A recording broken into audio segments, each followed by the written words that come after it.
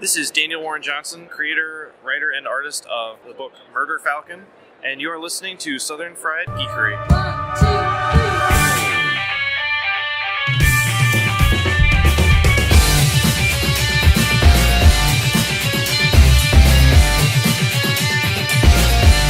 Hey everybody, happy Easter. Welcome back to another episode of the Southern Fried Geekery podcast, and per usual, I am Caleb Alexander McKenzie. And I'm Craig Lance. I'm Sean. And I'm Jerry. And how's everybody doing on this fine Easter Sunday?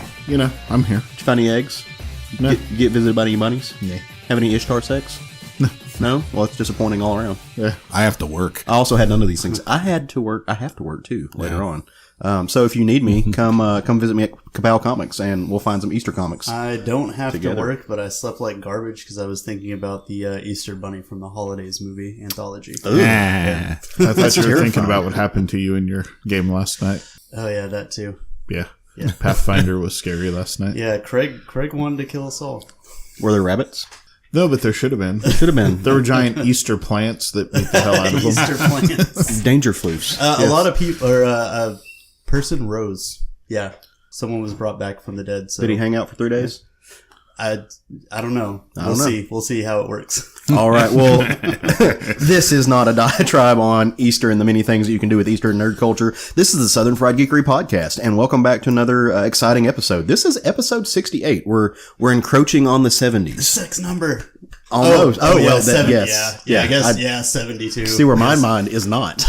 It is springtime, so get ready. We should have are we going to have a special 69 episode? I think we have to. I think we have to. I'm just here for the ride. Okay. Because we are adulting adults. We have to have a sex episode.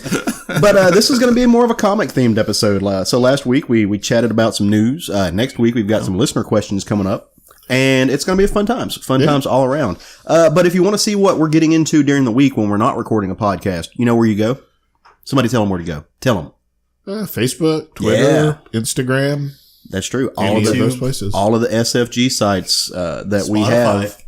Ooh. Yeah. Well, that's just more for the podcast, though. Yeah. To interact with us when we're not. Yeah. So come hang out with us on our Facebook page. It is on and popping. We're getting new members all the time. Folks are talking about stuff, all kinds of stuff. Sometimes it's crazy what you people talk about. I don't get it. Hey, I love that you're there. But you can also check us out on Instagram and Twitter. We're at SFG Podcast on both of those. So fun times all around. Well, how was everybody's comic reading this week? Yeah, it was pretty good. I read a lot of stuff. Did you? Couple of things that ended this week that maybe we'll talk about next week because they're fresh on the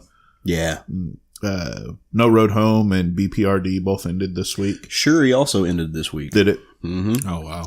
I didn't finish Shuri, but I kind of had mixed feelings about both of the other two endings. So maybe it just wrapped up the arc. Maybe it didn't end, but no, I love the ending of No Road Home, so I can't wait to talk about that next week. Yeah, had some good books, but of course, like I said, since we want to give our listeners time to read, I can't really get into it. But Naomi, oh nice, with a really good new issue. We'll talk about probably be the next book of the week if another one doesn't come out by the time we get to for sure the next show. Finally started organizing my collection, so I've been getting caught up in a lot of stuff. I've also been reading a lot of trades that I've bought. So the one that I just finished this week was Bloodstrike Brutalists. Oh nice, by was it Michelle Fife? Michelle Fife, yeah, Michelle Fife, yeah. Fife. Yeah, it was pretty good. Michelle Fife, if you have an issue with how they have both been pronouncing your name back and forth, feel free to come on the show and fight us about it. It's probably Michelle. He probably is Michelle. Yeah. Same guy who's also doing G.I. Joe Sierra Muerte right now, which I think the cartooning on is excellent. Nobody else does on the podcast. I'm just the one person. Factual. I enjoyed what he did for Bloodstrike Brutalists. I think he's an excellent artist. Yeah. I just don't. Not to go off on a tangent, I just don't really care for that style in G.I. Joe, but the reality is I don't read G.I. Joe, so it doesn't matter. Yeah, that's true. So is Bloodstrike Brutalist, is that the one that he did the Lee Field pocket monster for? Yeah, it was a cover. Right. Yeah. It still makes me happy that exists in the world. Well, all right. Well, let's get into some comics, guys. Yeah, let's do this. Some shit. All right. So for those of you who are new to the show, what we do every week when we have a comic episode, well, any episode, we roundtable a comic. So it's a book that we all four have read. We want to kind of do some crosstalk about it, get back and forth. And this episode is no different. So we're going to do that. And then we're going to go into our personal picks for the books of the week. But so as to not spoil everything in the universe, Only the Roundtable book is a new book this week. All the other books that we're going to talk about are at least 2 weeks old. So if you're a little bit behind on your comics, you might want to take care. We're going to announce them first. And if it's something you want to read that's still on your stack, but you're not quite there yet, just hit the pause button. Go read your funny book, come back and chat with us about it. That's just the way it works. But so, with that in mind, spoiler warning for books all around, especially books that are a little bit over 2 weeks. But it gives you a little bit of a buffer, right? So the book we're going to roundtable this week is an excellent book that I personally enjoyed. It's Mary Shelley Monster Hunter, and it comes out of Aftershock Comics. It's written by Adam Glass and Olivia Quartero Briggs, and it's drawn by Hayden Sherman, who is a new artist that I've never really seen before. And I looked him up, and he hasn't done a whole lot of comics work. But I really enjoyed his art. So just all around, before we really dig into the meat and we tell you what the book, I enjoyed it. Craig enjoyed it. Sean, what's your thoughts on it, brother? Okay at best. Wouldn't pick up a second issue. Okay. I'm going to pick up the second issue, but it was kind of a slow burn. Think so? Which, makes sense based off the source material and everything. Yeah. A lot of the classic monsters and everything were a bit of a slow burn. But I feel like after this issue, it's probably going to pick up quite a bit. So. Yeah. I think you're going to get more of the less Mary Shelley, more monster hunters as it goes forward. Yeah. But let's talk about it for a second. So the book opens up to a really gorgeous gray wash page, and it's some classic scenes from the 1930-something movie, Mary Shelley's Frankenstein. And it's being narrated, and you don't really know who it's being narrated by, but what's being narrated doesn't really have anything to do with what's happening in the art, other than maybe tonally. But you get 2 pages of that, and then what you find out is it's being shown in a museum. And it's not just any museum. This is Mary Shelley's home. It's been turned into kind of an altar, a shrine to what is Mary Shelley and to her work, like most things are. Like a lot of famous writers, the place that they died at, the place that they lived, are kind of shown as an homage to their work. You can go tour them. All kinds of places do this. But she's giving a little bit of a slideshow, and by she, I mean our semi-narrator. Right. is giving a little bit of a slideshow, and she's kind of the caretaker of this place. She's a tour guide. She's talking to people who they show up to see all the creepy crawly stuff, just like you can do at any quote unquote haunted place or any place like that, which we have a few in Arkansas that you can do similarly. Especially there's one in Hot Springs, got some in Eureka Springs. Yep. Fun times all around. Well, as she's doing this, people are getting ready to go. She hears a board break, and a guy he's scared. He screams. He lets out a little bit of shout. And so this is an old house, right? Like floorboards are given away, maintenance isn't being done on it. And so she kind of herds everybody out and tells them good night, and she's done for the evening. When she goes back to see if she can find the piece, she's rustling around for it. She thinks it's fallen into the floor, into the joists. And she reaches down to find it, and she pulls out a manuscript. It's not a lot of, if you're following what she's talking about, not a ton is known about Mary Shelley while she's writing these things. People, if you're a fan of history, of literary history, you know that she went out into the world. She was traveling with a married man. Her sister, her half sister, who was an illegitimate child, was also traveling with her. And traveling with another married man. Yeah, traveling with another married. It was very, very risque for the time. This is early 1800s, right? Like it was very puritanical. Yeah.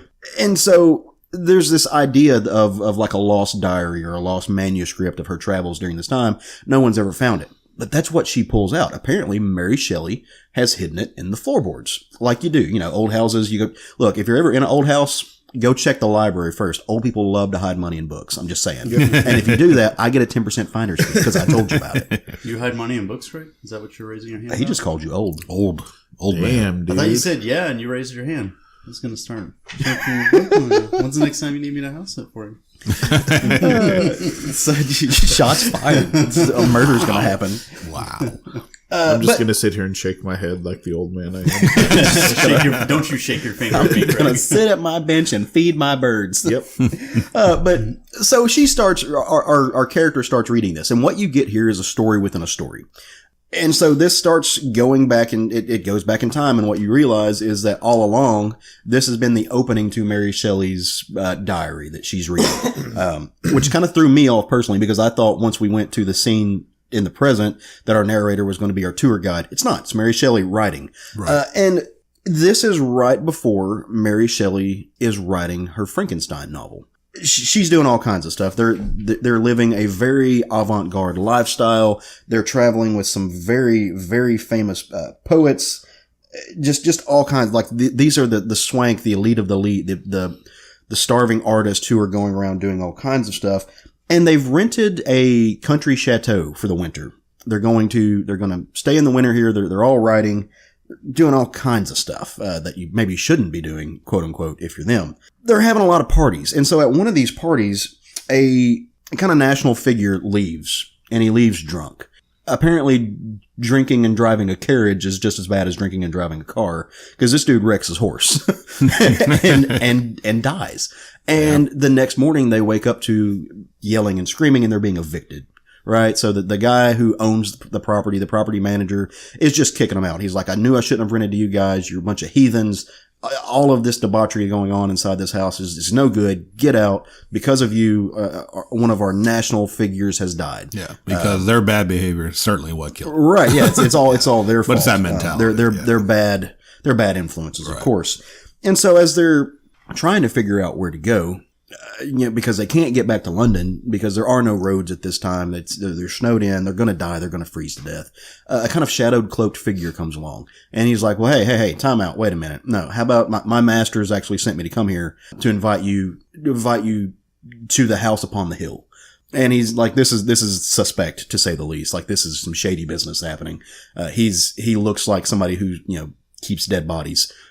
So, but they're between a rock and a hard place. So they jump out and they're like, okay, sure. Like, we don't know who your master is, but there's the creepy house upon the hill seems, it's a trope. It's a horror trope, right? Like, let's go do this. We know white folks love going to scary houses in the middle of the book. It's our thing. And so these are two poets and a writer that write about Gothic things. So they're going there because it's a Gothic. I mean, they're going there because of those reasons. No, absolutely. Really. And because they need a place to stay in the middle of winter. Especially because Mary Shelley is pregnant at this time. She is. And that's something that's just kind of revealed. And like I said, they're not married. So this is... Yeah, she's still married Percy? Percy Shelley was the man that she was... Percy Shelley. Yeah, was going to marry. She's still using her maiden name this time. They're traveling around with Lord Byron, who is Lord fucking Byron. Like, if you know anything about him at this time, he's like the epitome of like a rock star at that time. He's sex, drugs, and poetry and roll, or something like that. I mean, all that happened was in the 1900s, we put poems to music and they became rock stars instead of poets. So that's... And Lord Byron was that dude. Like that dude, he did some fucking... He was Mick Jagger. Right. He had some babies of his own. But they're trying to decide what to do. And like Craig said, the fact that Mary Shelley is brought up to be with child is an important role in this, because that's kind of what gets them leeway a little bit with everybody, because she's a woman, she's with a child, and so they're going to give her some credit. Victorian era, so it's a time when people felt that women that were pregnant needed to be coddled. Yeah, and, they gave them more leeway than they probably do now. But it turns out her sister, who I said earlier is an illegitimate child, and so part of this speech that's being given about, we want to get married because she's pregnant, because we don't want our kids to, even though we don't subscribe to these archaic senses of marriage, we don't want our children to live with the stigma of being bastards. Right. Is essentially, they don't use the term bastards, but that's essentially what they're saying, which kind of hurts Mary Shelley's sister's feelings, because it turns out she's an illegitimate child. Right. And they have to have this really, really sensible moment of, look, I'm sorry that was said. There's no person is illegitimate. That kind of felt out of place to me, but we'll get into that later. Long story short, they go up to the castle and they're being shown around this hooded figure. And he's just like, hey, definitely Igor. Right. Yeah. He's just like, hey, like Igor. All of these places you can go to except for that room. That's the master's chambers. Don't go in the master's chambers. It's off limits. And so they're like, okay, cool, but we're going to stay here for free. What else we have to do?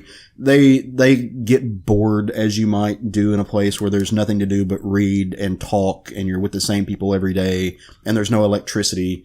It's just like all of those things. So this part of it's very much the story that you've always been told about how she came up with the story of Frankenstein, because they sit around, they're bored, and they're telling horror stories to each other. They start reading The Castle of Otranto, which is in fact classic. It's one of the first horror stories, quote unquote. It's very much a classic literary book, but they're not impressed by it, which I've read the book. The book kind of slogs on. It's a little bit slow. It's not. I mean, horror didn't really get good until Mary Shelley. That's to true. be quite honest, she kind of invented Gothic horror. Yeah.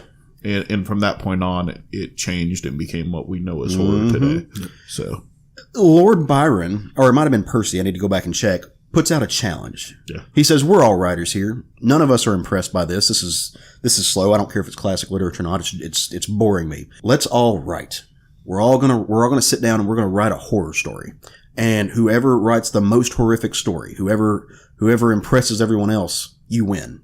And what's the point of having a challenge if there are no prizes, right? So what are you going to win? Well, Mr. Shelley says, we'll get Mary's dad to publish it.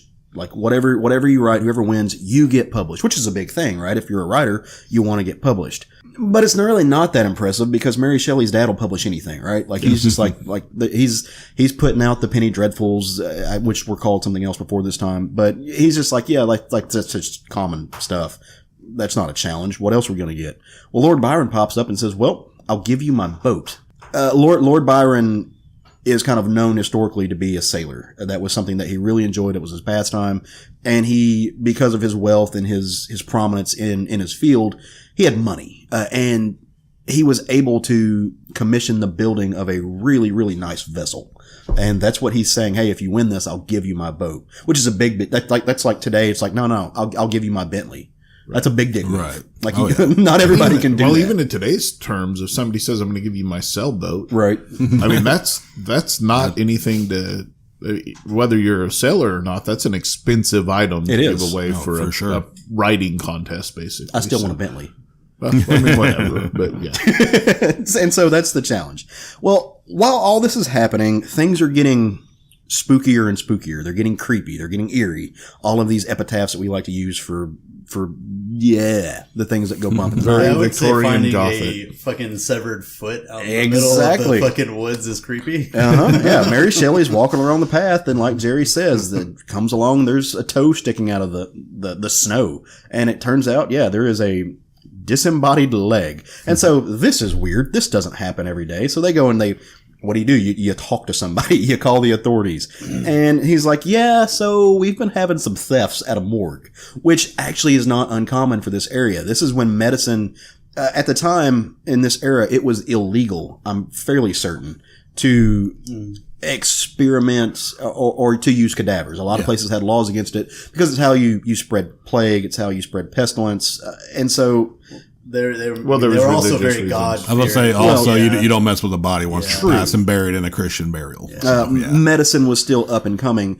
So what thieves would do is they would go steal bodies and they would sell them as cadavers to medical hospitals, to scientists. They actually, weird little historical tangent. At the time, what murderers would do is murderers would go kill people, and then they would take their bodies and they would sell them. There's a theory that that's what Jack the Ripper, that's why he didn't get caught, is because this was not uncommon. People were disappearing right and left, because people were murdering folks and selling their body to get rid of the evidence, which, you can't do that, but it's kind of a genius thing. I mean, it's a thing that the time kind of set up, right? The environment of the time set up. And so it, kind of appropriated its own demise. So. And these things just keep getting worse and worse, except now the crew starts hearing screams coming from inside the master's chambers. So you're finding body parts littered throughout the grounds. So let's just say everything up to this point in the book is what we know to be historically accurate for her story. It's what happens from this point on, which is about almost towards the end of the book. Right, about 4 pages worth of stuff. You finally get to the stuff that it's like, oh, well, this is where this is going. Yeah, this is where the creative writing comes in. Things are people are disappearing and they're screaming and stuff, and they devise a plan. Mary is going to bust up in the master's chambers. She's a pregnant woman. She can get away with it. They're not going to harm a pregnant woman, but something has got to happen or they're all going to go insane. They're going to have... I'm thinking of The Shining right now. Like they're going to have this moment where the isolation and the weird quietude of the area is going to drive them all crazy. And she does. She busts up into the master's chamber, and what she finds is kind of what you can expect from a book with the title Mary Shelley Monster Hunter. It's It's Dr. Frankenstein's lab. There's all kinds of electrical equipment, all of these diodes and geodes and not geodes, those are rocks. Fuck me. All of these diodes and transformers and just weirdness.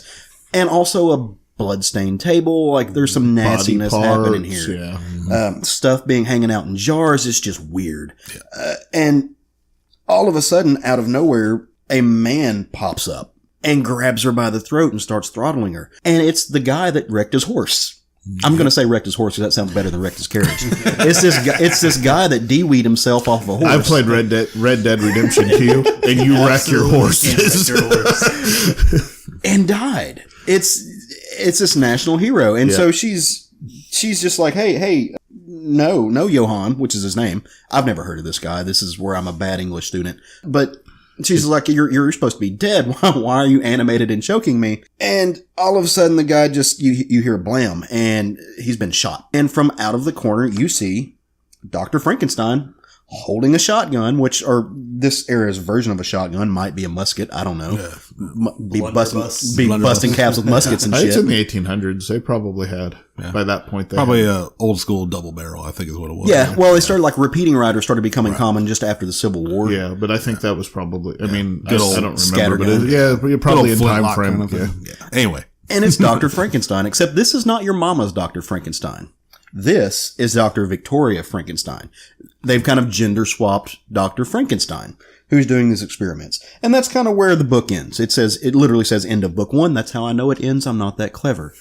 And so where we go from here, I think Jerry was right earlier in that we're going to get more of the adventure, more of the Monster Hunter-esque. But as somebody who loves history, as somebody who loves literature, this book was a home run for me. And so Adam Glass, the guy who co-wrote this book, I've read some of his stuff before. He's the same guy who wrote Rough Riders. He's the same guy he's written a lot of things. Aftershock loves this dude.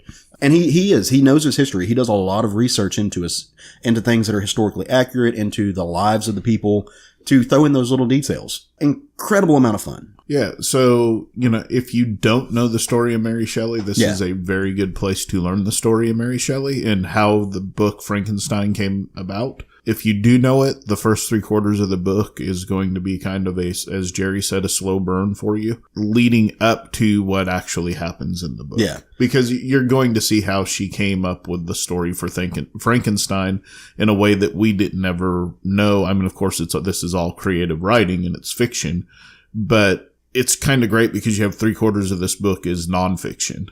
And then it switches to, hey, what happened if this were really the story that that got us the Frankenstein monster story? So, which, Sean, you're giving me the feeling that it may have been that slow slog for you. Why don't you talk about it for a second? Honestly, it wasn't the writing that I had the issues with. Okay, and maybe I was a little hesitant. I won't pick up the second issue because we're kind of going back over it, and it was the whole historical moment turning it into the literary thing was fine.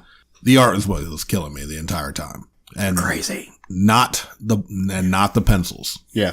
Well, it's all the same. The colors are freaking killing me. And not trying to bring it down, because like I said, the writing's good. The concept I really like. The cover is actually amazing. I really love this cover. So that's my 50. Here's the other 50. The colors. Now, when we get, like you mentioned, the very opening with the black and white, basically the old classic Frankenstein movie. The blacks and grays and tones. All the ink wash. Yeah, are depth and there's vibrance to it. Then we cut to the color, and the woman who's giving the tour, her jacket is the same color as her skin tone. It just feels like lazy, bland coloring to me. And it was bothering me most of the time because I think it worked more in the darker moments. But when we're seeing, we cut to the Mary Shelley party, it's literally 3 colors on the entire page. And it's just, and that's stylistic, and I get that. It's just not for me, but it was really just bothering me the entire time. So let me interject here, because when I first started reading this book, I had a lot of those same opinions because I was like, this isn't typically my style, but I don't love that style of art in a comic book. I think it's great art. I don't love that style in a comic book usually. In the tone of this book, I actually loved it. I love because it was like a sepia tone to it all. It gave it like a filter, like I'm looking back at pictures that would have been taken in that time through lenses today. And I think that's what they were going for. And for me, I bought it. But again, I'm with Sean completely that this isn't normally the type of art that I love in a comic book. Yeah. But I did love it for this particular book. And don't get me wrong, that there have been books with minimalism colors and stuff like that that I think have worked. And honestly, you made a very fair point of how to look at this. Like maybe because like I said, you get that first 2 pages with the black and white that have limited color because it's a black and white movie, but there was more depth and tone to it because it was in black and white. I feel like the artist had to do more. Yeah. Then we cut to the rest of the book style, and granted, it's a very good point about the old sepia tone and all the old, almost old style of old early film, but it just wasn't working for me. Like, and I know, like, you know, the story, we talked about it before. A good story will make you forgive art. And maybe it's just because it was the introductory issue that maybe the second issue make me kind of forgive the art, what I'm not liking about the art, what the story picks up. Okay. But, like overall, I mean, I like this because I like history as well, especially about like horror writers and like their stuff. So I was fine with all that. Yeah. And So I'm sorry not to keep cutting you off, but I just But have you will anyway. counterpoints to it. No, go ahead. Again, to me, it was, you have the first 2 pages that set the tone that, hey, this is going to be colored tonally based on what's happening throughout the book. And that was kind of how, because I'm not disagreeing with you that it's that the style and the colors are very minimal in this book, but depending on what's happening in the book, I think that tonally the colors match what's happening at the time. So I'm going to respectfully disagree with both of you. I don't think likes that this. being wrong. No, He I don't does. think that this color is minimal at all. There's a ton of color in this. There's a ton of Well, shades. it It's depends almost on a on the kaleidoscope. pages. Well, true, but so what Sean's alluding to, it's almost like a photographic negative effect with color. This reminds me so much of Ben Templesmith. So much That's of Ben. what I was going to say. Okay, Yeah, is it? I'm right there with you, though. Yeah. Slow burn in the story. Yeah. I actually love the color. I think the art is a and, home run. and, and Well, the- I want to be clear. I'm on. No, No, for I sure. love No, the it's- color. Yeah. Well, and we're not ganging up on anybody. It's No. just, this, Well, this, is I like, just just be clear. this is the stuff that I love. Is like when we get different, this is what art does. And here, I opened up to a perfect example of what was, and like I said, this is just, of course, pure opinion and just my own personal flavor in art. Look at this left page. And I know y'all at home can't see this, but like take specifically Mary's skin tone. One flat, light tannish color. Literally the next page, we have 2 tones. Yeah. It's off balance. Now, maybe like you said, maybe it's an emotional scene. Maybe that's what they're going for. In those pages, though, if I just can, the page on the left that you're talking about with the green background and everything else, that page is all done in shadow. The page and on the other side, the reason you have all the pinks and the flesh tones and stuff is because they're in the light.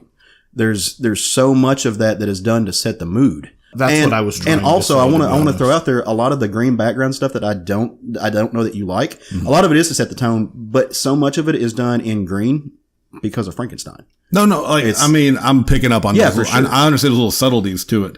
And maybe it's just too much variation there, but it's because like, and then we get to, again, like I said, the shadows, the darker stuff, where they have to use more color to show the detail. I liked better than the ultra flat kind of boring art. And it felt a little, I felt like the colors Well, and matched art what is was subjective. Like art's going to do absolutely. different And things. these Like, are just the issues I have. And Yeah, if anyone's seen the style that I'm describing is for you, everything else about this book is interesting.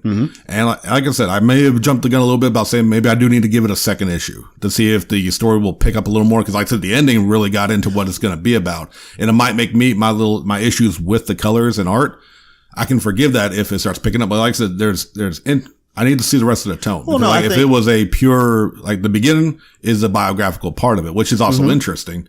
But I know the book isn't going to be all that. So I wanted to see, so maybe when it starts to pick up into the monster stuff, maybe I'll forgive the art a little bit more. okay, but just from knowing you, like being friends with you, knowing stuff, you tend to like more traditional comic art. You tend to like the sturdy lines. You like the focused art. This is a little bit more experimental, and this is a little bit more indie, and so it makes sense that I honestly didn't think that you would like this. Right. Well, but I mean, I do like though the occasional when it works, when it clicks with me. Yeah.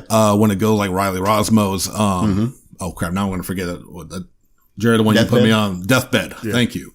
That, very non-traditional. A lot of experimental colors, but it was a lot of vivid colors. Now, granted, that's more of that story was a bright adventure, old serials adventure story. And just maybe that clicks more with me. Because like I said, as big of a horror fan as y'all know I am, I don't do horror books very much. And maybe it is because they tend to lean towards those dark, flat tones. But like I said, it's all just taste. I see. Well, no, it is. And I just, for myself, for my own taste, I see the color palette on this is very reminiscent to old horror movies. But I want to let Jerry go for a second. He's been waiting patiently. Yeah, no, Well, it's my turn. Just one thing that I was going to mention is I really like how, you know, through the first part of the book, they kind of have a lot of these softer tones and everything. And as soon as we see Frankenstein's mansion, they introduce The this red sky. red raspberry-ish color, and it's like prominent in like almost every scene that they have after that. And I mean, even through the windows and everything. Oh, you start absolutely. getting that. And I mean, even to the point to where they use it for the blood later on. And I thought that was a really, really cool pick. Well, like, so I think a lot of that plays to color theory, right? Yeah. Again, it serves two purposes. Like, let's be honest. On one, the reason artists do like monotone or monocolor backgrounds is to cut out on what the bullshit they have to do to like draw shit in the background. Right. I get that. But also what it does is it sets the mood for the story, right? Like it's doing the same thing that horror movies do when they're showing you deep reds and like every color evokes a feeling. I forget what the title of the book is, but there's an amazing book on color theory that I adored when I read it because it opened up my world kind of to this, this idea of using color as a voice. Yeah, colors elicit emotion, and that's exactly like what y'all are saying are absolutely not wrong at all because that's exactly why. And I got all that. To me, it just felt boring. Okay, well, I'm just trying to make sure I'm trying to make sure I'm elaborating on what I mean. We get why you didn't like it. You were trying to talk about the why switch we did, from though. the switch from green to red, is great. And I just think they could have done more. Yeah. Of it, because there are many shades of red, many shades of that green, and they did it in sections, but they didn't do it throughout the book. And it's just a style I wasn't really digging. Yeah, for sure. I think if this had been an artist like Jordy Belair or like Mike Brettweiser, they would have done that. Like Mignola. Hellboy is probably like one of the main horror comics that I've really read and enjoyed. He does minimal color, but he does a lot more with it than I felt they were doing in this. Yeah. That would be the kind of example of what I would like. And even his style is a simpler style, but it's effective. Yeah. And I just think he does a little bit better than what they were doing in this. And that's all. I would still recommend this book to anybody. Yeah. But just for me, the art could have been a little better. Okay. So can I go back to what Yeah. So I didn't mean to imply that I thought the color palette was boring in this book at all. What I thought was I had these two gorgeous pages of gray. And then the next two pages, which I think is where Sean fell off of it a little bit, is you have very minimal colors in the next couple of pages. And you have, maybe not minimal colors, but you have, like you had he brought out a good point. The clothes match the skin tone, that sort of thing. But I think it was there because that part of the story was just to set up the rest of the story. Yeah. That wasn't a main focus of the story, and they didn't want you focusing on that part. That's the story element that Right. pulled me out a little bit. And so that was my weak spot was the story within a story within a story.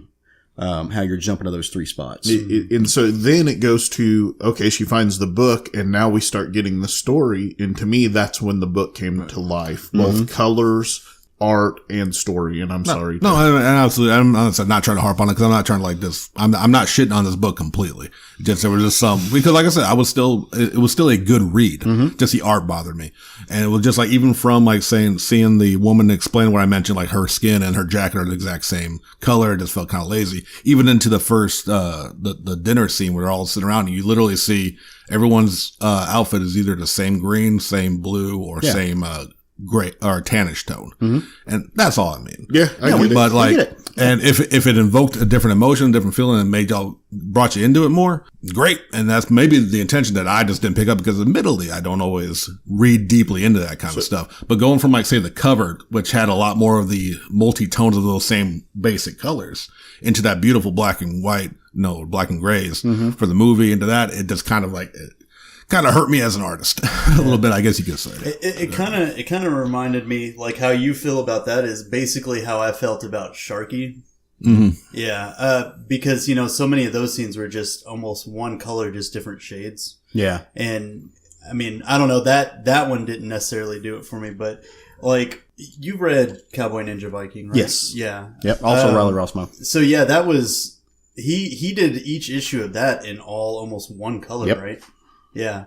So I don't know. It's kind of interesting. I mean, the technique is hit and miss for me. Like sometimes it works, sometimes it doesn't. And for y'all, it worked more than it did for me. Still not saying a bad book, but overall, like it didn't work. But like, I never read Cowboy Ninja Viking, but again, I kind of go back to Mignola. Yeah, he kind of does a little bit of that too. But for some reason, whatever reason, it clicks with me more. He does a lot with shadows too. Yeah. That really and maybe that helps because, like I said, the darker, shadowy parts of this, and maybe that was screaming a little more Mignola for me, is why I enjoyed it more. But overall, like I said, a solid starter book that'll definitely get you interested if you know about, like I said, the history of Mary Shelley, and of course, you like a little twist on the take so far from just being Victoria Frankenstein. Yeah, and like Caleb said, Ben Temple Smith. Yeah, like very Ben Temple Smith. I thought a lot of 30 Days a Night. I did as well, reading this, especially with the snow scenes. Yeah.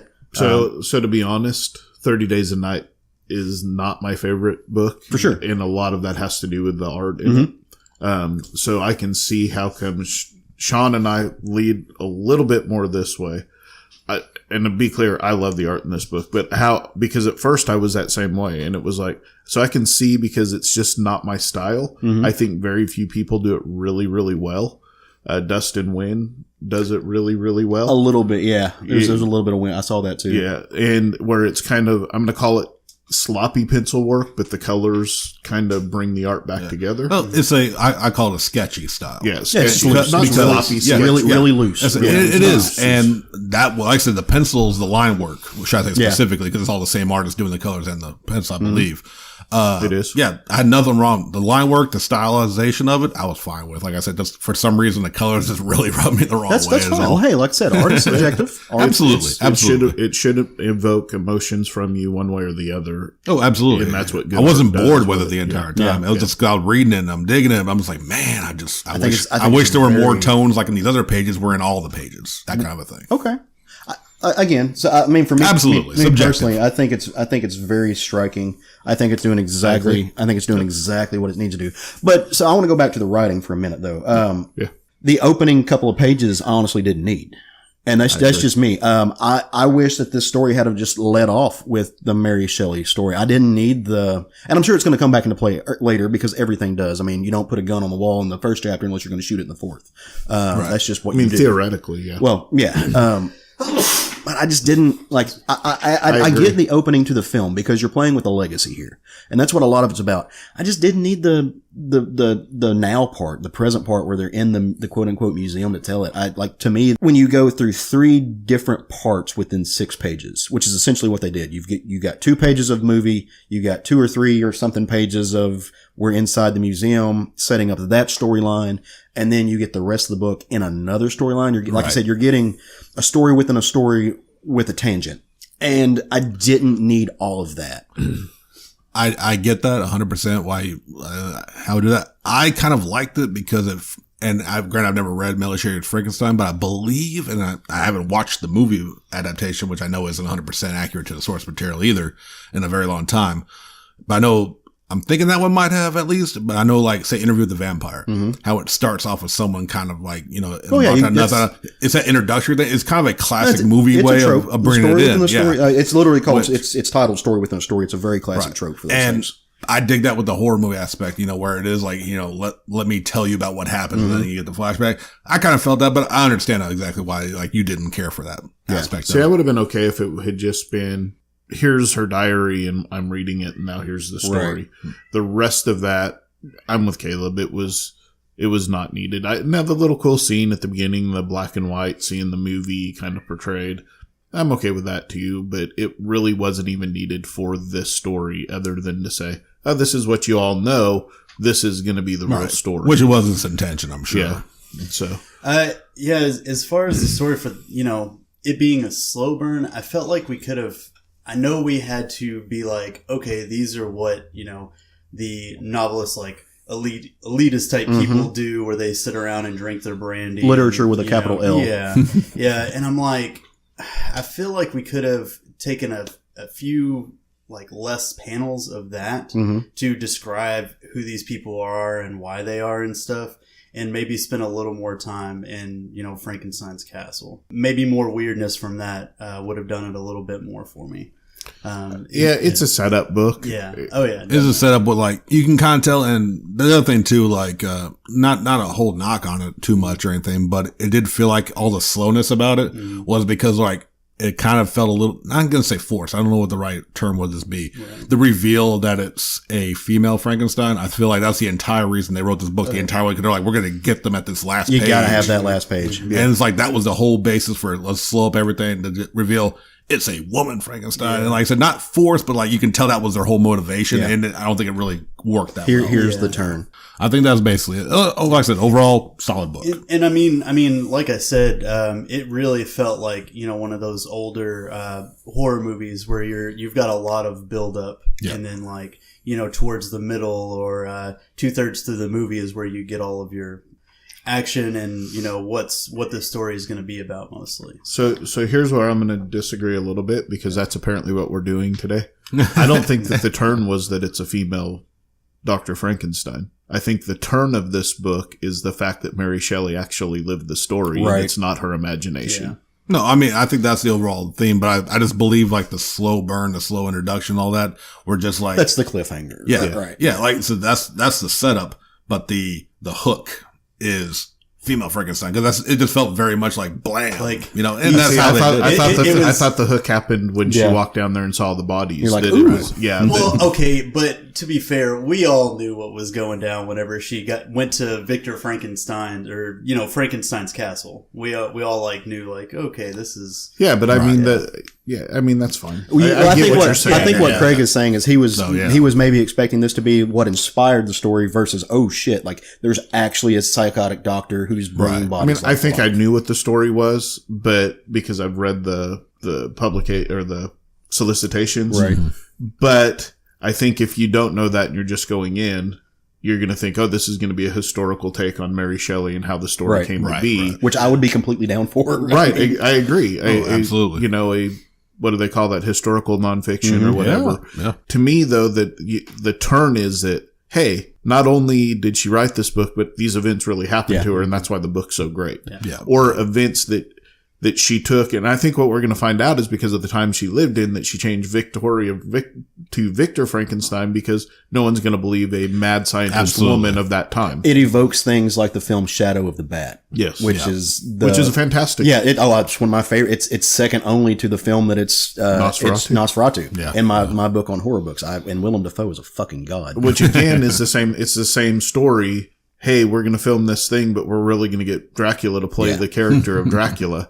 Right. Hey, we're going to tell the story of Mary Shelley and how Frankenstein came to be, but we're really going to get Frankenstein monster to be in the book. Right.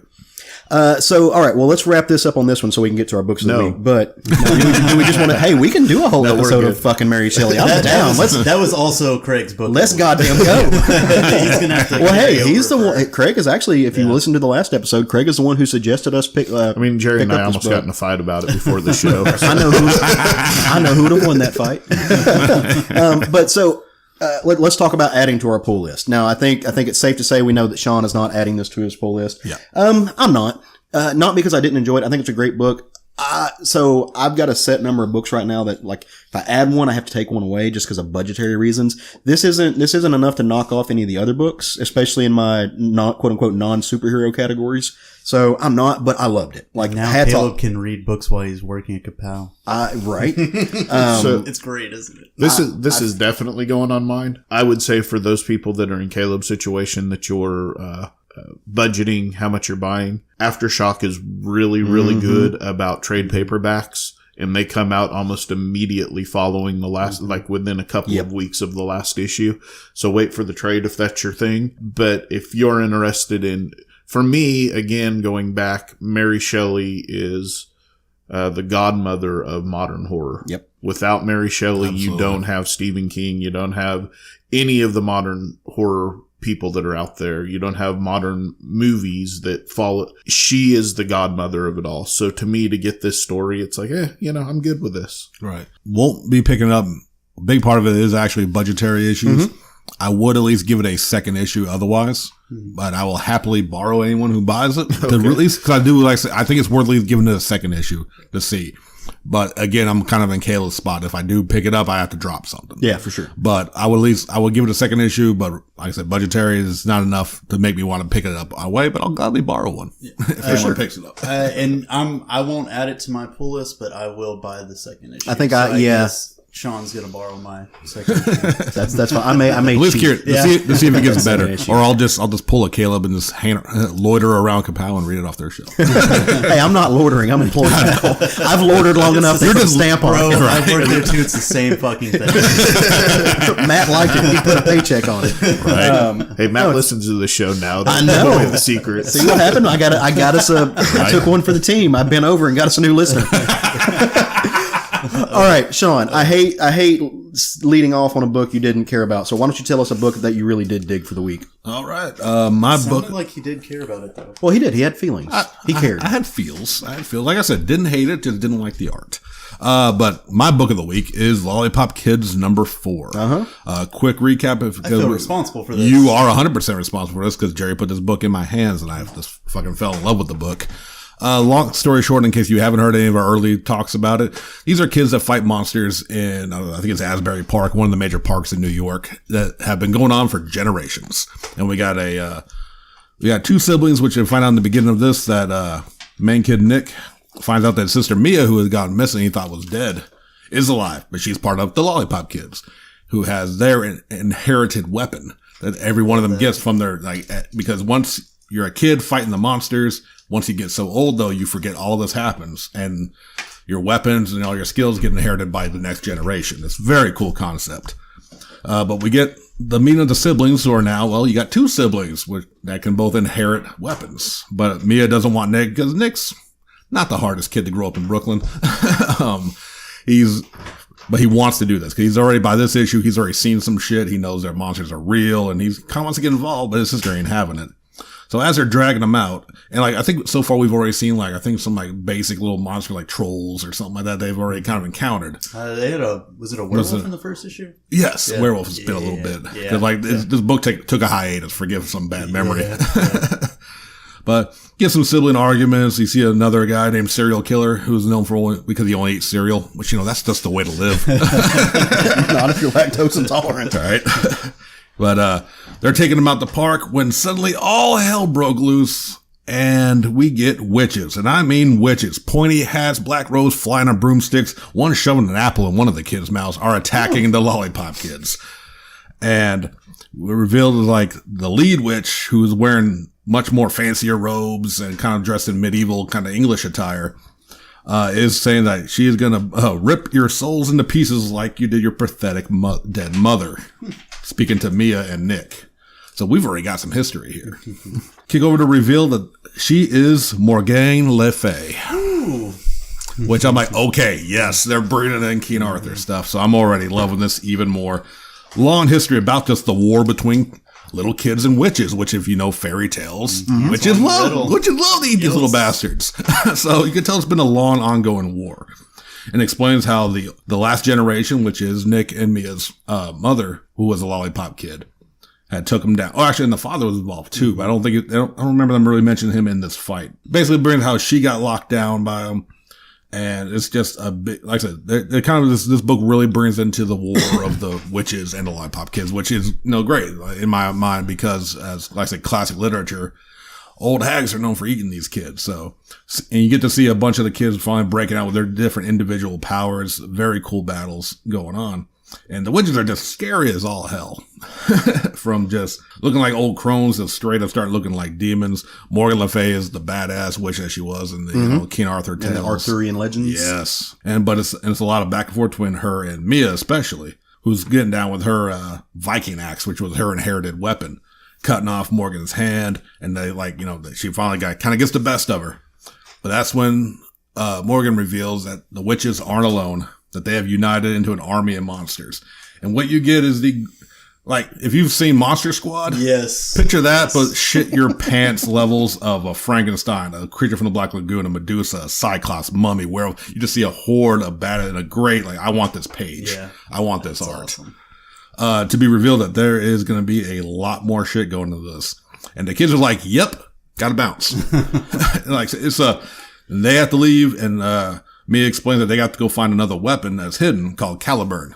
And Nick's like, what the heck is that? Because like it's a legendary weapon, a caliber. Never heard of it. You probably know it better as Excalibur. They're about to bring that shit in. Cool. So like it's a really quick because it's a lot of action, not a lot to really kind of discuss. There's a big fight between the witches and the lollipop kids, and so like the action kicks up, but then you also learn the bigger scope of things. And it's another amazing issue to a series that like. I don't know if a lot of people are picking it up, but like I can't recommend it more. This Lollipop Kids is like beautiful art, well paced, well written. Especially like writing young kids is always difficult, and I feel like they write them really well.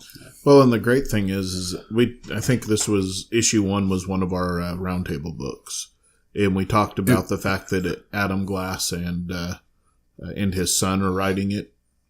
Is a team. His son has It is funny that autism. we have 2 Adam Glass books. Yeah. And 2 This Aftershock books this in is the Adam same- Glass love hour from Right. Aftershock. Yeah, We really need them to sponsor us.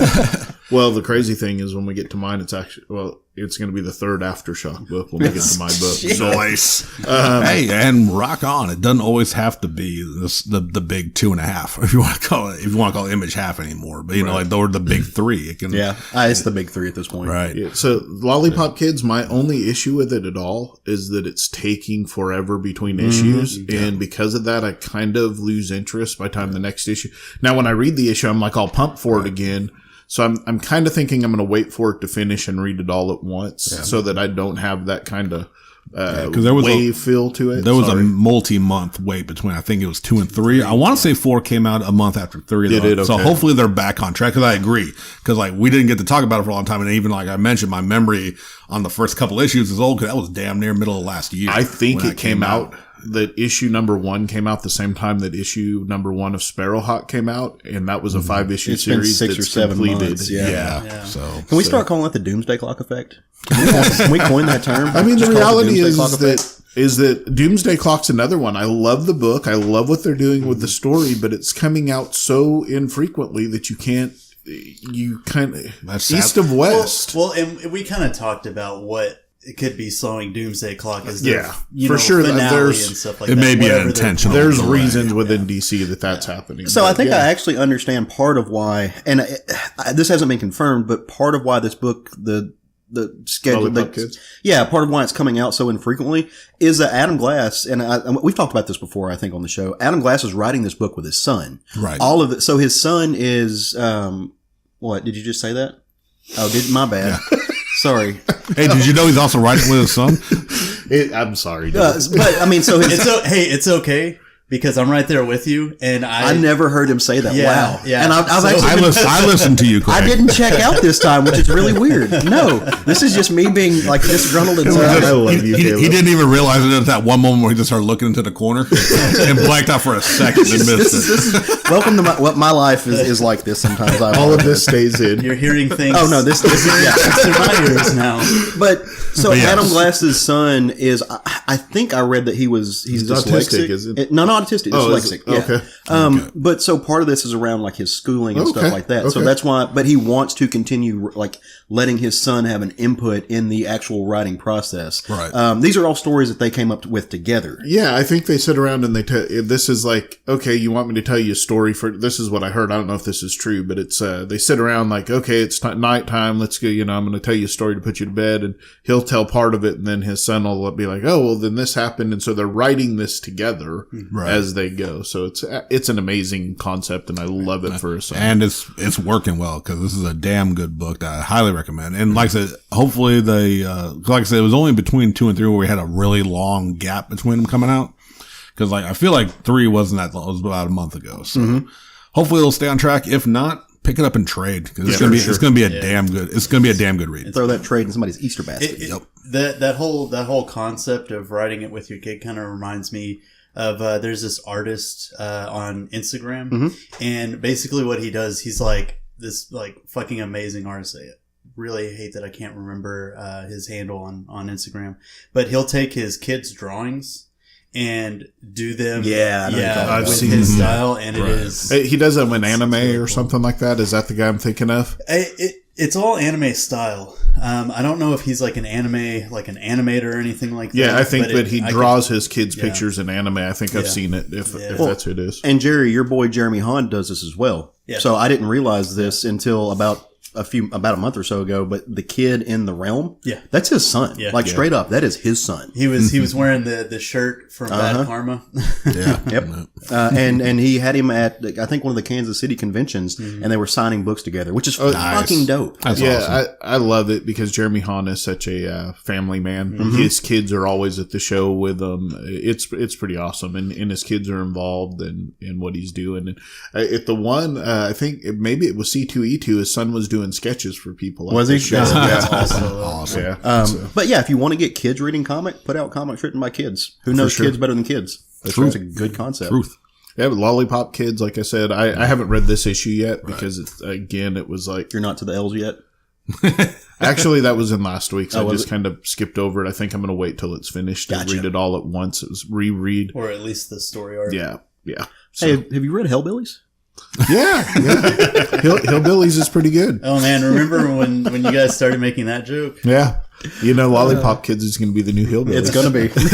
Can I get that? We need to make T-shirts. I need everybody out here to recommend our podcast to 5 friends so we get a big enough listenership that we can do individualized T-shirts. Please do that. pretty please. Well, Craig, brother, what'd you read this week? As I alluded to, another Aftershock Comics book. Woo! This one is called Orphan Age. That's not orphanage. And not whatever it was I texted you that day. It's Orphanage. I don't know how you figured it out when I texted I got skills, man. Yeah. I used my Craig Lance decoder ring. Orphanage #1 by Ted Anderson and Nuno Plati. Ted Anderson's a writer and Mr. Plati is the artist. And if you've got a problem with the way Craig just said your name, feel free to come on the show and fight us about it. So this book is going to be a big surprise to you guys that this is a book that I like. It starts off in what appears to be modern times. It's 2 kids walking down the street and they're seeing dead bodies laying everywhere. They kind of freak out. And the older brother's like, hey, let's run home and go see if mom knows what's going on. They walk in, mom's dead. No. And you turn the page, it's 20 years later. You find out that event, whatever it was, is not explained in this book. But all the adults are dead. But now it's 20 years later, so the kids that survived the event are now adults raising children that they've had. And so societies went on, but they've moved out of the big cities, or at least it appears that they've moved out of the big cities and now have townships and hamlets. And it's very much like the Dark Ages have rolled back into the world. And you've got this. Wait, a hamlet is like a settlement? Yes. Okay, cool. It's like a small village. Yeah, small village. Okay. And so, Fucking English. Factual. yeah, All right. it's not actually a little pig. With wings.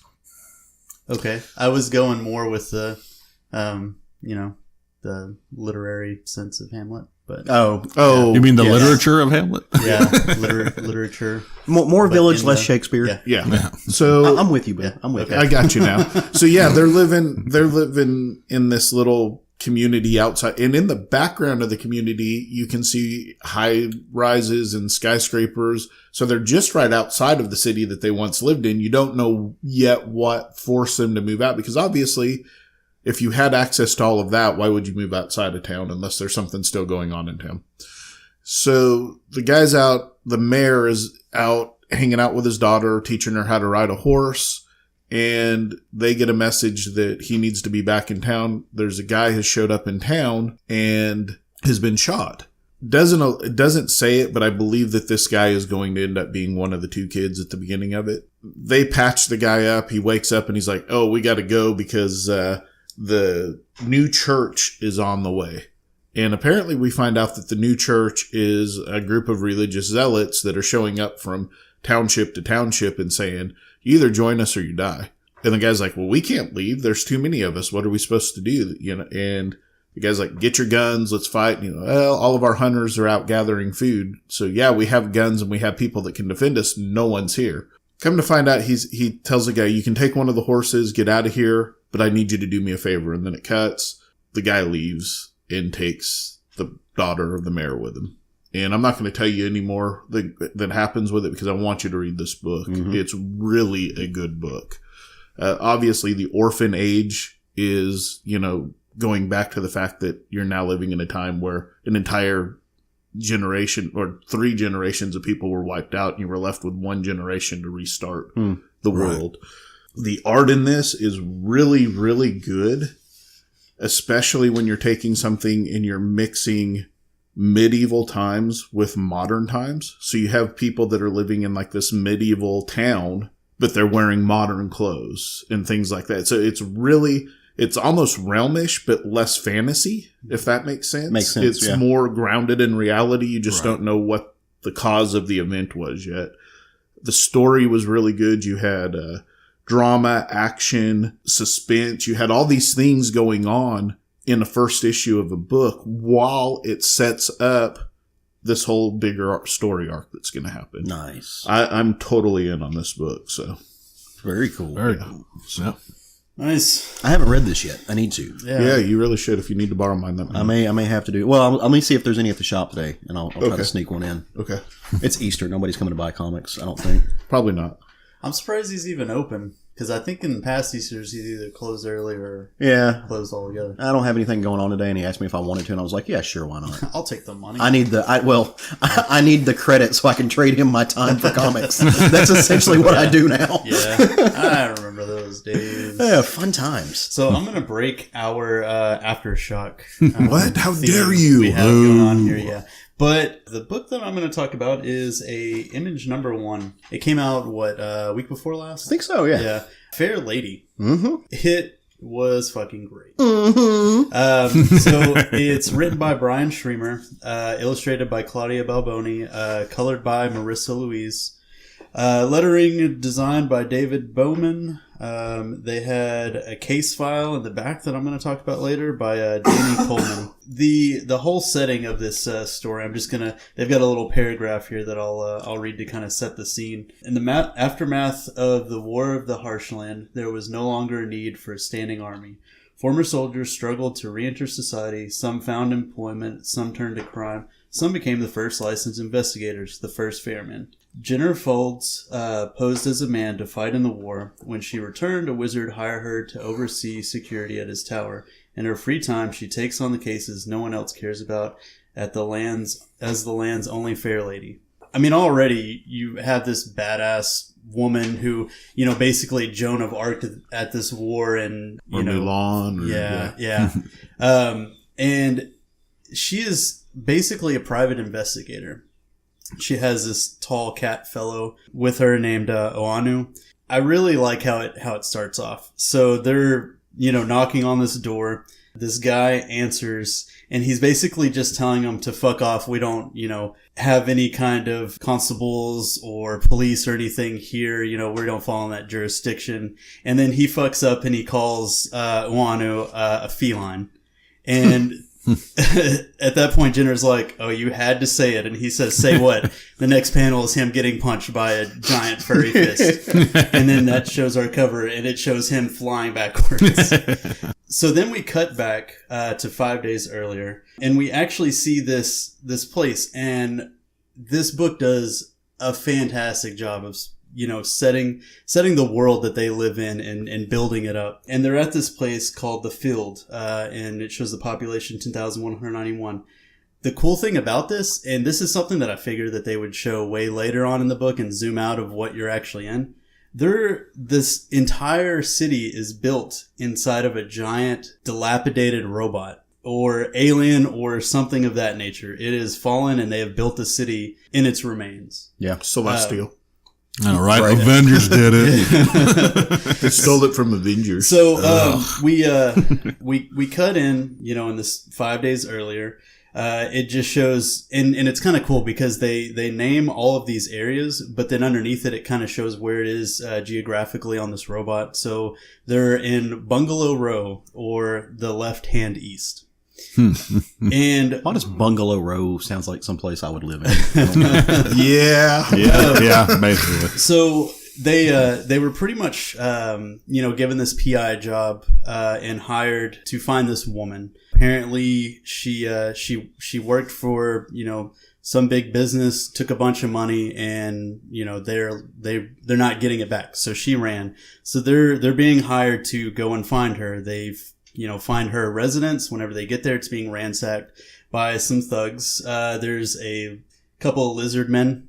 And Just, whenever, like you do. As you do. As you do. So Jenner comes into the house, sees that they're ransacking this place, and she's like, I don't suppose either one of you are Samantha Micellus.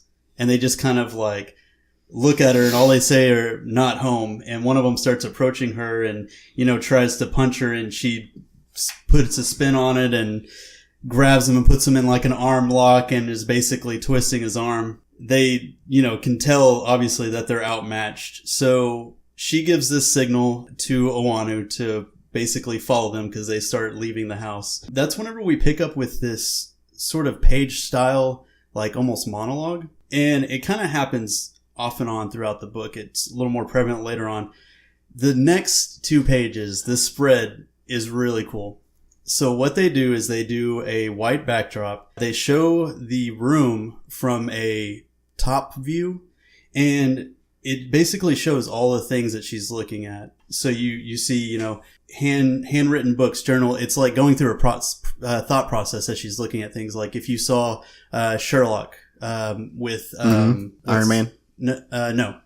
Well, I mean, I guess that one works too. Yeah. But I was thinking more of Benedict Cumberbatch. Doctor Strange. Yeah. Benedict. That one. Basically walks in and she sees all these items, and it's kind of like pointing everything out. And it's kind of great because you could tell her thought process is kind of funny, because there's one that's got a bunch of pages on the floor and it says poetry, overwrought self-indult, bad poetry, plant dead, dying, costume jewelry, sleep aid, famed portraits, family. She's basically looking around this place looking for clues. She kind of gets this feeling that these people were sent here by the employer because he was trying to double dip in finding her. Like she thought, Jenner thought that, maybe he was like getting impatient with their progress. So she goes to question him about it in the upper torso. And he's like, no, I didn't hire them. I hired you. And she's like, well, now I have competition on this. So if you could make this a little easier on me, I would, like it. So he, reluctantly throws her more money, and he says that there's no prize for coming in second and good hunting. He seems kind of, sleazeballish. She gets back with the Wanu who, tracked the lizardmen to this tower, which is, I believe, okay, no, they're not in the tower yet. It's pretty much to a moneylender. Right. Which again, like, this book is chock full of panel layouts, and I fucking love my panel layouts. Mm-hmm. Like, you don't understand, like, the more creative they get with these panel layouts, like, the more into this book I get. And the next scene is them looking for this person that hired these thugs to ransack the place. And they're going down an elevator, so they're having a conversation as the elevator's going down. Or it's going up. No, sorry. Yeah, I looked at that panel wrong. The elevator is going up. Betrayed by your own layout. The more intricate the panel, the more confused Jerry gets. Right. So it turns out that this person that hired them is also a moneylender that Jenner knows. And he also mentions, like, it's been a while since I've seen a Jesu, which is what this, the cat person Wano is. And he's just kind of like, thank you. He's a smart guy. He pretty much is like, well, I'm not going to press you for who your employer is, or anything like that. I'm just going to assume, knowing who this woman is, who she works for. And I'm just going to say that I'll call them off if, you give her to me first, and there will be something in it for you. They get back to the tower to kind of go through the evidence that they found, the stuff that they brought back from the house. They find all the stuff. It's a glove, dagger, her journal. And then they have this thing that they don't, necessarily know what it is. It's kind of like a rock or like a blue lump of something. So they decide to go ask, their person that, when PIs will have their experts, when they don't know something, they'll go and ask, the expert of like, can you identify what this is or something like that? So they go to their magical expert, and she goes through this thought process. Again, great panel of her looking at this and having these memories. And she recalls a battle that happened. There was an obvious winning side. Then the losing side got desperate, sent out this mist. The winning side was like, oh, they're trying to, cloud everything, fog everything. So they got their wizards to try to dispel it and, burn it away. And it ended up being flammable, and it literally roasted everybody there. Turned all of their it turned pretty much all of their skulls, brain, everything into like lumps like this. So it's kind of like a sort of rare commodity that has been popping up lately that people might keep as some kind of keepsake or sell.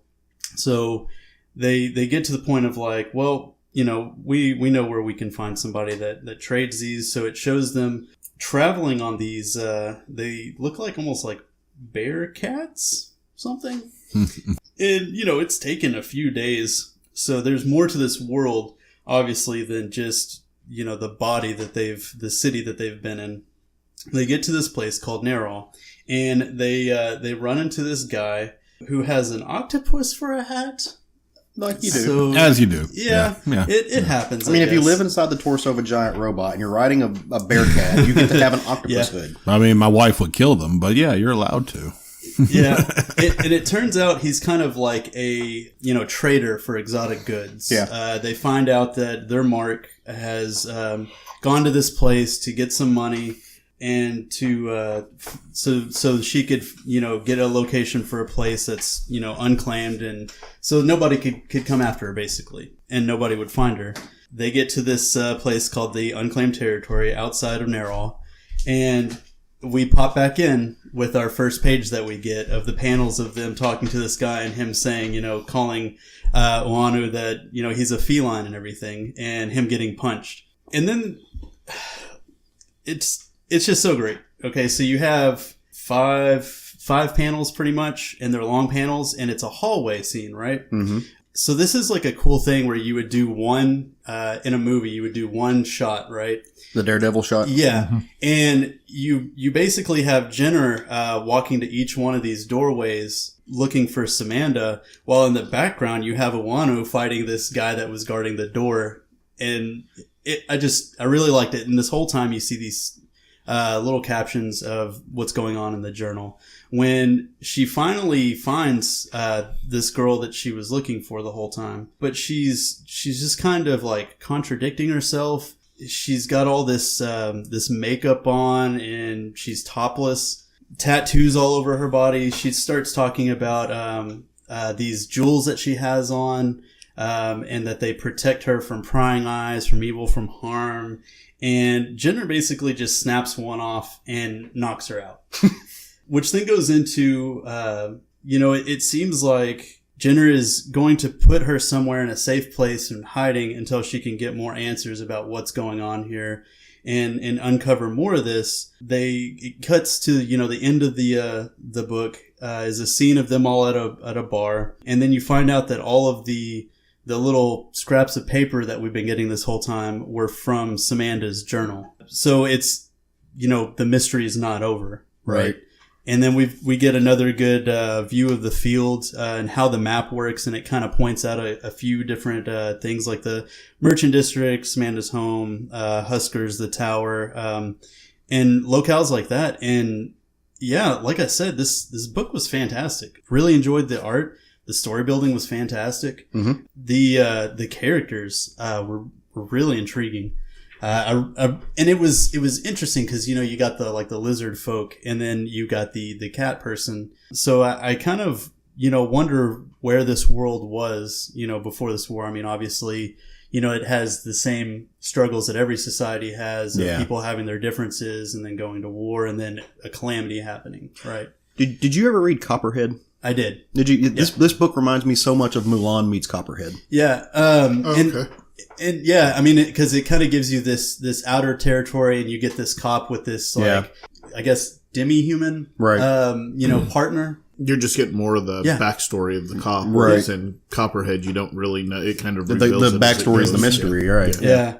Yeah. And I mean, eventually we're probably going to see more of this war. It's one of those books where they don't feel the need to spoon feed you, the world and what it's about and everything. You're in it, and it's vibrant and it's alive. Another cool thing that I really liked is apparently so many people were already excited enough about this book that they already have a letters column where people were already talking about it before it even released. Huh. Nice. Then they also had 2 pages of prose, which go over another story, another case of hers, which someone else wrote, which I thought was really cool because it's kind of like this whole thing where it's like the case of missing gold, where this guy pretty much buys into this this thing of like someone's got all this gold, but he needs somewhere to store it until he can trade it in for, you know, what they use, and they will give him a cut of it. So they take it to his place, and then 6 days later it's all gone. Right. But like he had to pay them for the transportation fees. Common like email scam, right? Yeah. Yeah, like pay me in iPhone cards or whatever. It ended up being fake money that dissolved within 6 days. And so it's kind of cool. If every issue of this is this jam packed, like I'm all in. I really enjoyed it. So did either of you guys read I this did either? not read it. So I did read this and I loved it, and it's on my pull list. The only thing I can say if I have to give a negative is it's kind of the opposite of that. I felt like there were too many irons in the fire with this book. I wish they had have drawn, like, there's like 17 things happening. They're dropping so many threads, which a couple of threads would be great for my taste. I wish they had have like pulled 1 or 2 back, maybe saved them for the next arc or something like that, because it just like it was hard to keep up with what all was going on, which is an unsettling feeling, and that might be absolutely what the writer's going for. That might be done purposefully. If so, it worked. So I wish they had have dialed it back like a quarter turn, not all the way, just like a quarter turn. Yeah. Quarter turn. Yeah. Turn it to 9 instead of 11. Yeah, right. Just a quarter. Why don't Just a you just make quarter. 10 louder? Well, I mean, and one of the Because he's go to 11, Caleb. I guess one of the things about it that I know a lot of series kind of struggle with is introducing too many characters at a Right. time. I didn't necessarily feel that with this because, I mean, you've got the main character and her partner. You had the one businessman that hired her, the money lender that obviously knew her, and then you had your, you know, magic advisor, and then you had your character that she found. So I kind of felt like it flowed really well. I really liked even that they did repeat that page from the very beginning, and they kind of brought us back in. I kind of liked how they did that as well. It was a good intro to the book, and then for us to get caught up. Very At cool. that point, yeah. Nice. Really enjoyed it. Sweet. I love it when you like things. Makes me happy. So- with your panel layouts. Yay. Panel layouts. I will say I finally did read Mr. Miracle. God, I love the story and I love the artwork, but every fucking page was 9 panel layouts. It's just Every page. I would have been fine with 1 or 2 or 3 pages out of each issue, but whew, boy. Y'all are crazy. Yeah. Craziness. I mean, he did some cool I'm things with you. occasionally with I'm that, with you. but Yeah. Jesus. Come on. all right. Sorry. Okay. You're good. It's my turn? Yes. All right. So the book I'm going to talk about this week, I'm going to preface it a little bit. This is not a book you can buy off the shelf at a comic shop. This is a self-published book. Do what? I'm playing. I said you're breaking your own rules. I am, but you can buy it. Yeah. You just have to order it offline. This is a self-published comic that a guy that I've fortunately got to know over the past couple of years and gotten to read some of his other self-published works, and I've kind of fell in love with his art style that he put out. It's his newest offering. And the book is called Atomic Tales of Escape, and it's done by Daniel White. In Arkansas, for those of you who live in Central Arkansas, we're kind of at a disadvantage when it comes to books like this. Like our local comic shops don't tap into the zine culture. They don't tap into the self-published culture. We had Dalton and Wells on the show from 4Color Media not too long ago, and they're producing their own stuff. And these are not things that are in local comic shops here. And that's unfortunate because I love these kind of books, because to me, this is comics. Like this is capital C comics. They're not overproduced. They're not polished. They're just people who are artists who may become better artists later or may become more well known later, but they're writing the stories. It's just incredible. So Daniel White's book is an anthology. And this is, you can, if you get interested in this and you want to know more about it, check him out on Instagram. He's at Birds and Boxes, which was the title of another story that he did.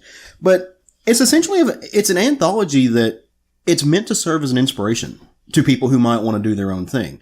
Every single one of these stories, they start at one point. This is going to sound stupid when I talk about it. It starts at one point and it goes to another. What?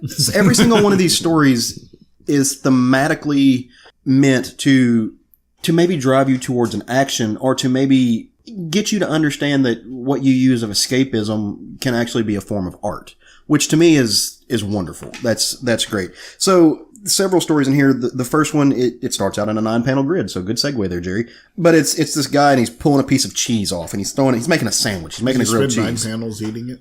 No, he doesn't. Okay. And there's no salad, or there's no vegetable Celery tray. or carrot. But as he's making this grilled cheese sandwich, you realize he's in space. He's eating a grilled cheese sandwich on the moon, and he watches the sunrise over the Earth, and it's just gorgeous, full color kind of introduction to the story. And it kind of gets you in the idea of, oh, this is what this is about. This is about understanding the world that we live in, understanding what drives us and what motivates us. It's a little bit about heartbreak. It's a little bit about growing up. It's a little bit about nostalgia. Every single one of these stories, in essence, is a conversation that maybe we've all had with ourselves at some point in time. The story then goes, the book then goes to another story. A young girl is with her older brother, or you assume is her older brother. They go into an arcade. He goes off to beat, Earth Invaders 7 or something like that. She just goes bananas. She's playing all the video games. She's playing laser tag. She's having these visions of what it's like as a child when you're playing laser tag, and you're really getting into the world and the imagination that you're creating in your own mind. And when she gets done, they're riding home with mom, and she's just like, "Can I go draw?" And I guess one of the parents is an artist, because they have a full art studio set up. And she does. She starts going and drawing, and she starts making her own comics. These everyday things has inspired her to create. It's fascinating.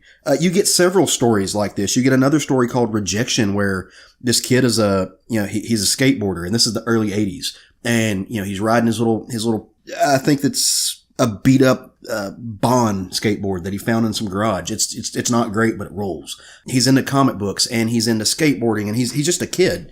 He's into Thrasher magazine. And did Kelly Williams write that page? No, but I hope that Kelly has a copy of this, because he would fucking love it. Yeah. And it's talking about the time that he first realized that all of these things, like comics, could be more than just superhero comics, that they can be about slices of life, or they can mold the things that we love into an ongoing story. So he goes home and he makes his own comic. He makes his own book, and he puts it together, and it's a skateboarding story. And when he's done, he's really proud of it, right? Like he's made something that he's proud of. So he sends it off to Marvel, of all places. And this is in the 80s. This is when you could still mail your stuff in. And he's really proud of it, and he gets a rejection letter back. But what he does with this is amazing, because instead of getting like, oh, well, my comic got rejected, he's like, holy shit, somebody at Marvel read my book, and they wrote me a letter back, and they gave me these hints. And you're like, you should go read How to Draw the Marvel Way, and you should do this, and you should keep practicing, keep working, and someday you'll do this. Like, this is a little bit of Daniel White in this book. Mm-hmm. This is a little bit of a self-commentary on his start. I don't know if Daniel ever did this, right? And I'm curious I'll talk to him about it and see if he did. But that's just kind of amazing. So instead of like letting this rejection letter break him, he took it as a building block. Like, he was ecstatic. Which is great, because so many artists are just the opposite of that. Right. That once you get that one, self-confidence is a little low sometimes. And as somebody who writes, as somebody who sends in stuff, like, I get rejection letters. I've gotten several of them this year. I'm hoping to get a piece published by a national literary magazine, and so far we haven't found a home for it yet. That happens. Within the writing community, there's this like hashtag movement that's, you want to get 50 rejection letters a year, because that means you're doing stuff. And one of my favorite things about that panel too, I glanced over at it. That was a legit rejection letter that Marvel sent. Oh yeah, out. absolutely. I was thinking about it. I was like, why does that look so familiar? Jim Lee actually got one of those. Right. Mm-hmm. Yeah, a ton of people. Like, it's a common story among comics writers, that as they were growing up, you're going to get rejected until, and you use it as a driving force until you figure out that, hey, I made it. It's such a cool thing. My favorite story in the book, and I'm not going to go through all of them. I didn't count the pages. You're at least in the 25 to 27 page range. My favorite story is, I don't even know if it necessarily has a name. There's no title on the page, but it's the story of a kid, and it might be one of the same kids. It's drawn a little bit different, but you don't know. He's out on a little dinghy, on a little schooner, out of ocean, and you see a tentacle pop up out of the water. And there's this exactly what you would think of as like this old haggard fisherman. And the boat is called the Eleanor, and this fisherman is like, hey, keep your eye out. And he's like, wait, I see something. And then it goes away, and he's like, oh, what is it? And then this giant tentacle bursts out of the water. Crazy sound effects. He's freaking out. But the the old fisherman's just like, hang on, and he's just going all into it. And it kind of breaks up the Eleanor, which, you understand that this boat was named after his wife. There's just a little glimpse of that it was named after his wife who's now gone. But he's not having it. So he grabs a fucking harpoon and he launches it at this thing, hooks it, swings around it, throws the other end to the kid. They lasso this thing and he's like, hey, pull it out of the water, get its head above water. And this thing is huge. This is no small creature. And it's a hortopus. It's a half horse, a half octopus. It is a manifestation of duality. And so it's a silly concept, right? Like it's meant to be ridiculous. Pretty sure it's in the monster manual. Well, is that what a Capricorn is? Kind of, a little bit, but Daniel White's just having fun with it. Oh, that's awesome. So, but what this is, it represents kind of a dualistic nature. Half of the horse, the hortopus, the puss side of it, really wants to break and destroy, and it's chaotic. The horse side of it doesn't control, the left hand doesn't know what the right hand's doing. The horse side doesn't have control over that side. The horse side is benevolent. It wants to calm the waters. But it's always underneath and it's being drug around by this more chaotic element. And as they kind of wrestle this thing, there's this moment of, hey, this is life. And it seems crazy and it seems chaotic and it can be heartbreaking and bad things happen. Just hang on. Literally hang on to the rope, hang on to the harpoon. And what happens is these two people, they get to ride this hortopus into the sunrise. Nice. Very touching.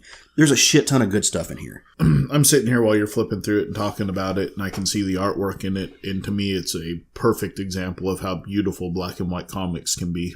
It really the art is really pretty in it. And I want you to borrow this because I think there's a couple of stories in here that, as a comics reader who's been reading for several years, it'll touch you. Like you'll feel it in your soul. Yeah, a lot of like the layout and artworks, a lot of it reminds me of Jeff Lemire when he does his own stuff. Yeah. So off the top of my head, I can't remember how much I paid for this book. I think it was around $20 or $25. Mm-hmm. It's self-published. Daniel, all of the money that comes to publish this comes out of D-Dub's own pocket, which is super cool. He only printed 100 of these for the first run. He announced the other day that because they'd sold out and they did so well, he's going to a second printing, which is huge for somebody who self-publishes. That's awesome. But for each book that he sent out, he puts one of these old library pockets cards in the back of it, and he personalizes it. I got number 86. It's done in 2019. He signed it on 3/25/19 and said, "Thanks, Caleb." Like that's the kind of quality you get in D-Dub. Very like nice. This dude, I'm surprised he didn't ship it with a cannoli because the dude loves cannolis. But you were saying that it's black and white, and the pages I saw, there's some color pages in there. He bookends it, right? Like so, the front of your book is in color. The end of your book is in color. But one of the coolest things that he does, you remember when you used to get magazines like Thrasher magazine or any guitar magazines that have that kind of fold out, the centerfold? Yeah. He puts a full color centerfold in this thing made out of cardstock.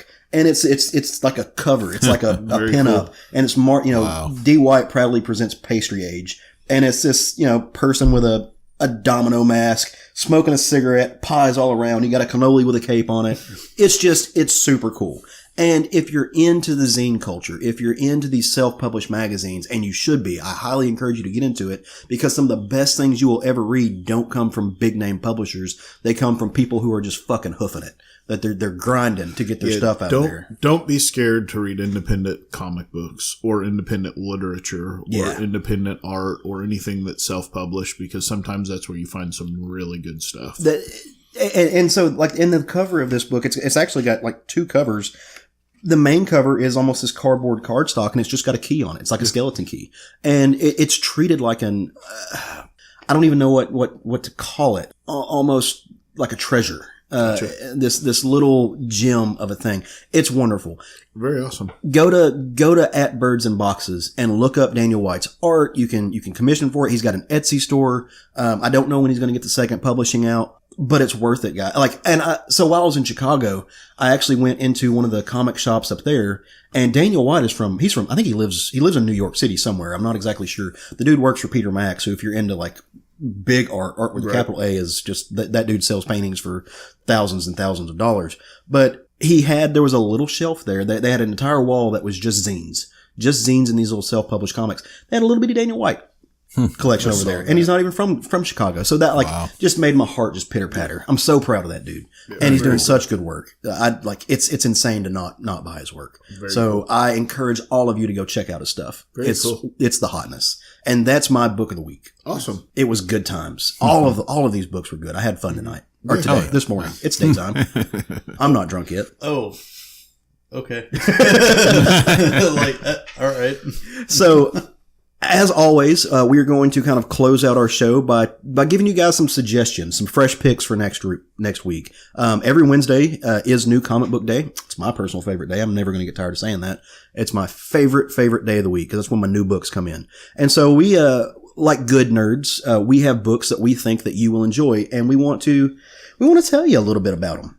So Craig, why don't you lead us off on this one, man? So my book's a book I've been waiting for a hot minute now. And it's Ascender #1 by Rick Remender and Dustin Nguyen. And this is the sequel to the series Descender, which I talked about a lot on this show. Mm-hmm. If you haven't read Descender, go out and buy the trade paperbacks or the collected editions. Read it. It's basically the fall of technology. Ascender is going to be what happens after the fall of technology, and now magic has re-entered the universe. Was that Rick Remender? Yeah. Okay. Yeah. I don't know. For some reason, I had it in my head as Jeff Lemire. No, it's Rick Remender. Okay. Yeah. God, it's been forever since I've read anything Rick Remender. Now that I think about it. Yeah. Which sucks because he's got some great stuff out right now. Yeah. I mean, he was the Venom boy before. I know. Yeah. No, it's Rick Remender and Dustin Nguyen, and just good quality. Go buy like I said, get the collected edition so you'll be ready for this. And again, Descender's the fall of technology. Ascender's the rise of magic once technology is gone out of the world. Wow. Magic is now returned to the galaxy.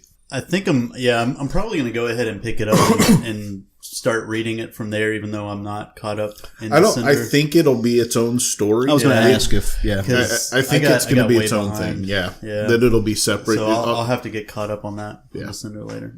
I'm going to pick a book for next week that's not typically within my wheelhouse. I'm going to take a chance on something because I trust the creative force behind it. It's not a team. It's just one person. It's Dick Tracey Forever. It's a new Dick Tracey series that's coming out. I've never read a lot of Dick Tracey. I've read, obviously, some of the comic strips that are in papers. And I read a lot of John Lucas's, his week that he did it. But it's not somebody who's usually in my wheelhouse, not necessarily somebody that I'm really a super big fan of. I'm really sorry. I have to stop you. Okay. Jerry was right. It's Jeff Lemire. I had to go look it up. Mark your calendars, ladies and gentlemen. Sorry. Can we even put this show out now? That's what I got. We're done. And all the opposite from last week. I'm good. My month has been made now.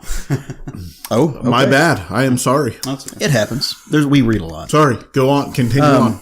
But the Dick Tracey book is done by Michael A. von Oeming, who I enjoy his work. I've enjoyed a lot of the stuff that he's been on. He's been around forever.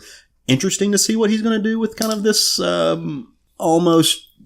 So Dick Tracey's he's like a hard-boiled detective, but he's not hard-boiled, if that makes any sense. Curious to see what he's going to do with it. I'm definitely going to pick up the first issue, so give it a chance with me, you guys at home, and let's talk about it on the Facebook page.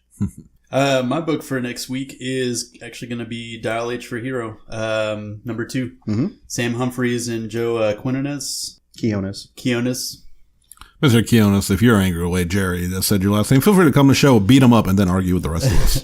we get to see the struggle of the runaways, Miguel and Summer, in the mayonnaise food truck. So that's going to be interesting. We also get to best learn food truck ever made. More about whatever the fuck the phone zone is. So that's going to be interesting. And I want as many new made-up superheroes from this phone as I can get per issue. Because was pretty amazing. Yeah. What you reading next week, Sean? It's going to be Avengers #18. It's the second part for this issue's War of the Realms, which is a series I'm not buying into all that stuff. So the first issue of it was pretty much hot and heavy right off the bat. So curious to see where they're going to go with on the second one. Nice. All right. Those are some good books. So get out to your local comic shops and pick some of that goodness up. And remember, Jeff Lemire is a different person than Rick Remender. What if they're not? What if Jeff Lemire is just... Their writing styles are very similar. Yeah. Just somebody in a mask. And I mean, I think that's why I ended up getting into Jeff Lemire is because... Rick Remender is very similar. Yeah. Yeah. Anyways, Yeah. Are we ready to bring this thing home? Yeah, Yes, I'll quit pouting about me being wrong. I mean, It's not so much you were wrong, as you were corrected by Jerry. You might be right. It's okay. It's just my week, guys. did you know that Adam Glass writes a book with his son? We're professionals at this, guys. We're the best. All right, guys, if you haven't enjoyed this, and we really hope you have, we enjoyed doing it. Number one, happy Easter. Go find you some fucking eggs, eat lots of chocolate. It's fun times. But also, come hang out with us on our Facebook page. It's a great place. Lots of people jumping on. We're talking about all kinds of stuff. News, new books, new comics. We're posting pictures of what we're buying on New Comic Book Day. Just all kinds of stuff happening on there. You can also come check out our Instagram page and our Twitter page to see what's going on those places. We're at SFG Podcast on both of those. We have an email address that I check sometimes, and it's southernfriedgeekery@gmail.com. And Sean, did you have something you want to throw in there? I did want to add, as of this recording, this Saturday is Heroes and Angels Comic-Con here in the local Sherwood area of Central Arkansas, if you are in that area. I know at least for sure me and Craig will be there, but, basically Southern Fried Geekery will be at this convention. It's an awesome convention. We will be represented. We will be. Come out and see. It's a one-day con, $3 entry fee. A lot of it goes into Cancer for Children research. Mm-hmm. So, it's a very good convention. You should definitely check out. It is. And they are a registered 501c3 for anybody who knows what that is. That means they are a nonprofit. They're not making any money. Right. Good stuff, man. And on top of that, after you listen to this episode, I got a favor to ask. I want everybody to go check out another podcast for me. It's a new show. It's really, really cool. I have it on good authority that the hosts of the show are some pretty dope dudes. Our very own Mr. Craig Lance has a new Star Wars podcast called Force of the Wills that he's doing with a buddy of his. It's all Star Wars all the time. And co-sign it. I'm putting my stamp on it. Go listen to it. It's Force of the Wills. Wills is WHILLS. Mm-hmm. So, which apparently is some obscure Star Wars. It's something Star Wars, right? Nobody. If you want, what the fuck is that? If you want to know, I will explain it in episode 2 of Force of the Wills. Nice. But go check that out. Well, guys, if nothing further, again, thank you for joining us, and we will see you guys next week with some listener questions that you have asked us, and we will try to answer. So go forth and love some comics. Woo.